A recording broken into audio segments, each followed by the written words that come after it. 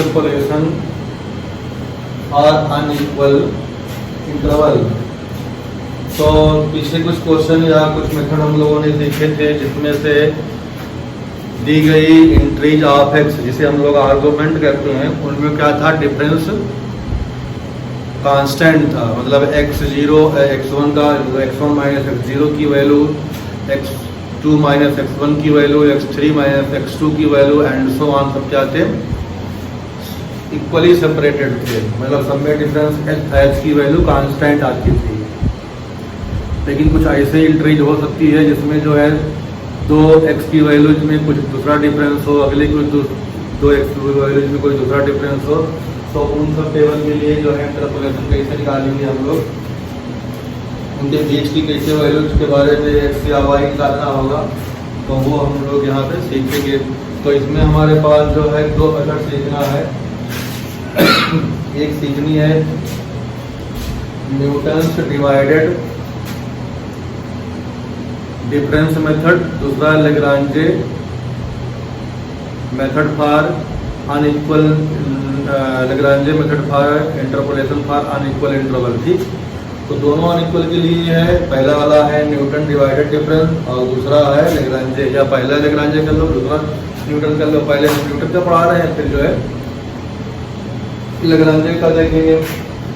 तो हमारे पास जो होता है नोटेशन, इसमें देखेंगे नोटेशन में क्या है क्या नहीं है। सिंबल देखते हैं क्या होता है, उसी हिसाब से इसको हम आगे प्रोसीड करेंगे।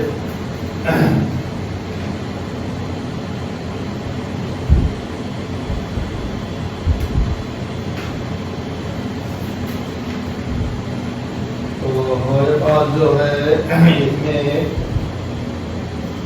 दिया जो गया है वो देखते हैं। अगर हमारे पास कुछ इंट्रीज दी गई हो तो इंटरपोलेशन फॉर अनइक्वल इंटरवल, तो इसका जो है नाम डाल दें Newton's divided difference operator. Newton's divided difference operator.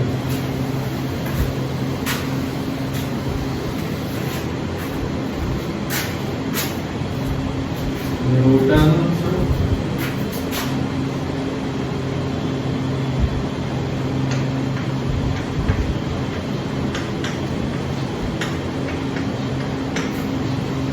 Divided difference operator.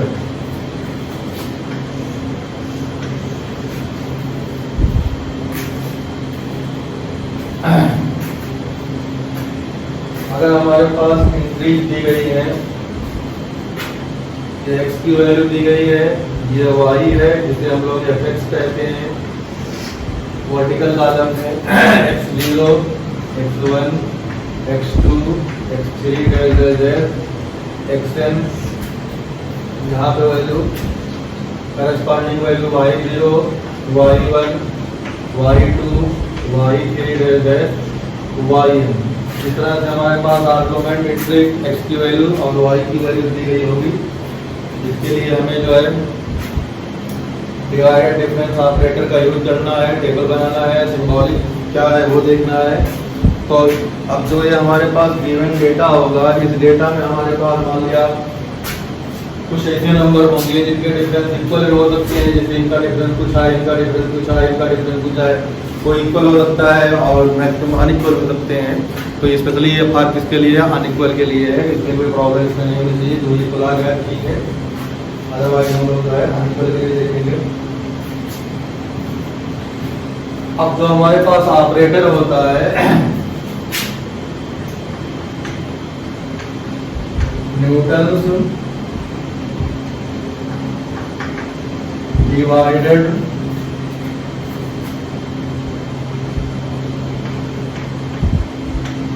Difference operator is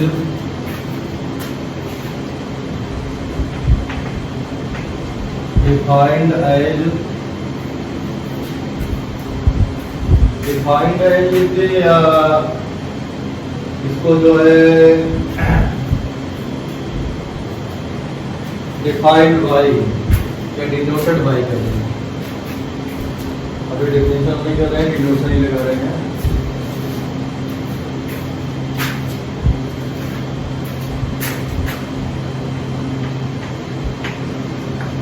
denoted by forward difference divided, तो डिफरेंस डिवाइडेड कर देते हैं हम लोग, ठीक।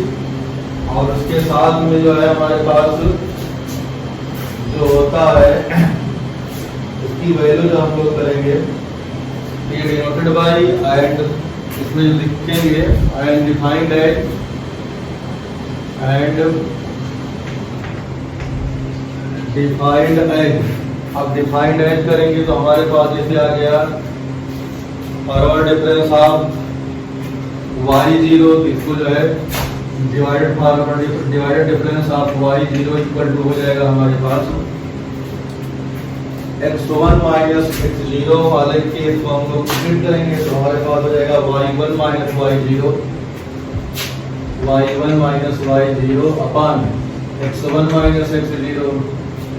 इसी तरह से डिवाइडेड डिफरेंस ऑफ y1 की जो वैल्यू निकलेगी तो y2 minus y1 upon x2 minus x1। इसी तरह से डिवाइडेड डिफरेंस ऑफ y2 जो निकालेंगे तो हमारे पास आ जाएगा y3 minus y2 upon x3 minus x2।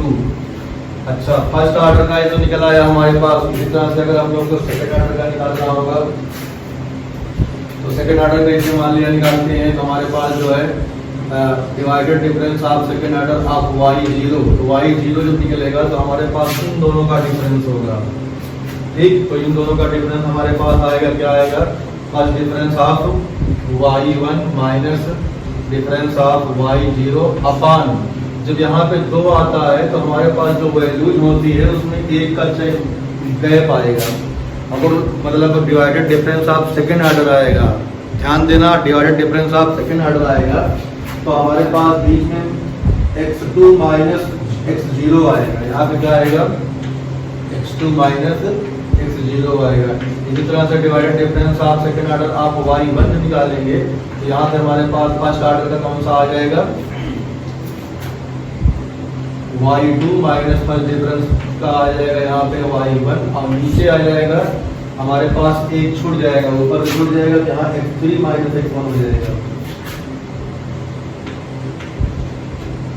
x3 minus x1 हो जाएगा। इसी तरह से हम लोग जो है तीसरा अगर मान निकालेंगे डिवाइडेड डिफरेंस ऑफ y2, तो y2 में हमारे पास आ जाएगा यहाँ पे first difference of y3 minus first difference of y2। अब नीचे हमारे पास 3 2 का है तो हमारे पास जो है 3 2 में जो आएगा 4 और 2 हो जाएगा, x4 माइनस x2, 3 इसमें छूट जाएगा। तो इस तरह से बाकी हम लोग को लिखने का ढंग जो है मालूम होना चाहिए। अच्छा, तो हम लोग थर्ड ऑर्डर लिखेंगे,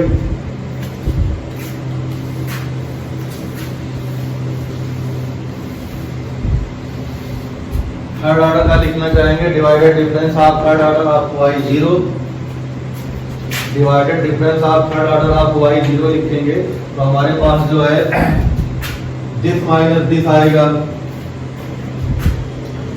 फॉरवर्ड डिफरेंस y1 आप सेकंड ऑर्डर और ये y0, और नीचे 3 है तो 2 छूट जाएंगे तो 2 छूटेगा हमारे पास x3 माइनस x0 हो जाएगा।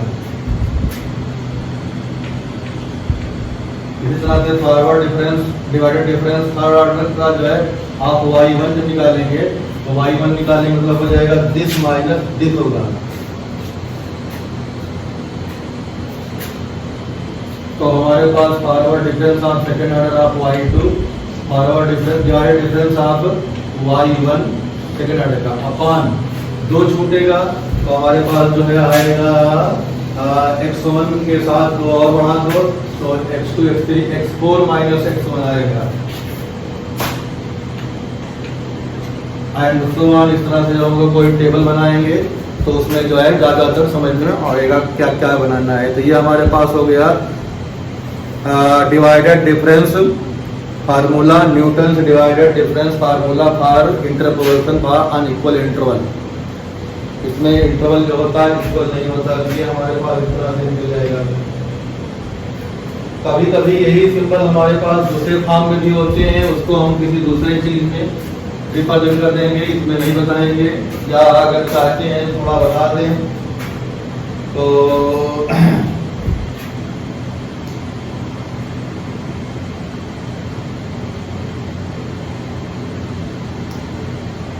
दूसरे फार्मूले में इसी नोटेशन को हमारे दूसरे फॉर्म में दिया गया है। तो अगर नोटेशन जो बनाना होगा उससे हम दूसरे वीडियो दिखाएंगे, इसमें नहीं दिखाएंगे। अब हम लोग इसके ऊपर जो है टेबल जैसे बनती है वो बनाएंगे, formation of table, formation of table.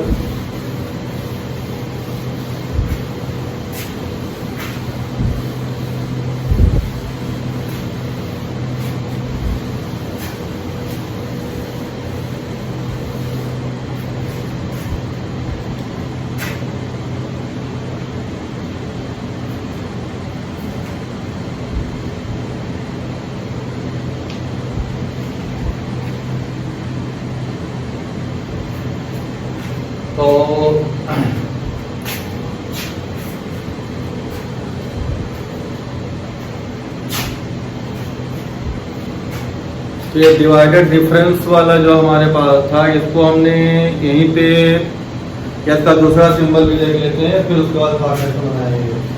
तो इसका जो दूसरा सिंबल हम लोग देखेंगे तो हमारे पास जो होता है, जैसा कि बुक में दिया गया है,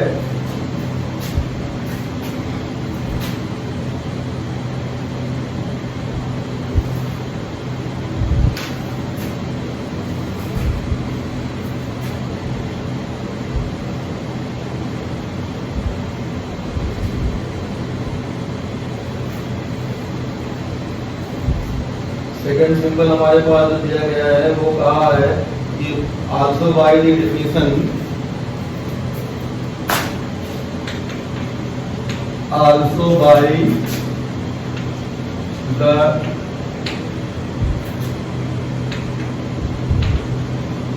the definition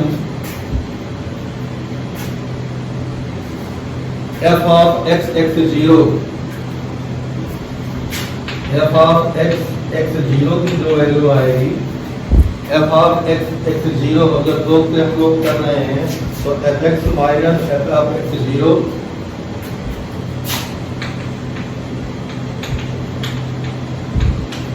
upon x minus x0 हो जाएगा।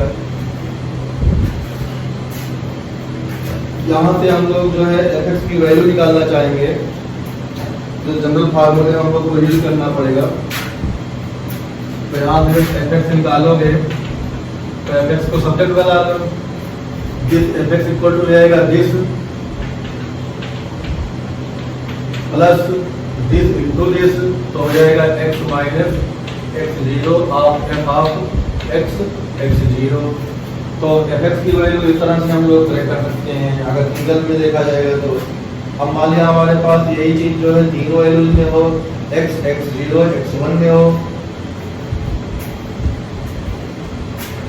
Now f of x, x0 और x1 हो,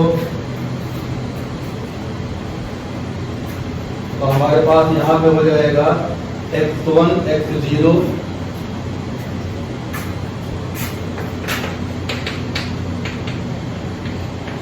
माइनस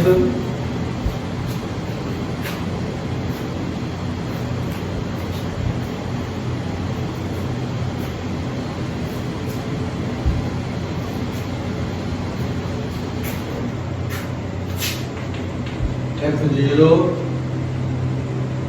x1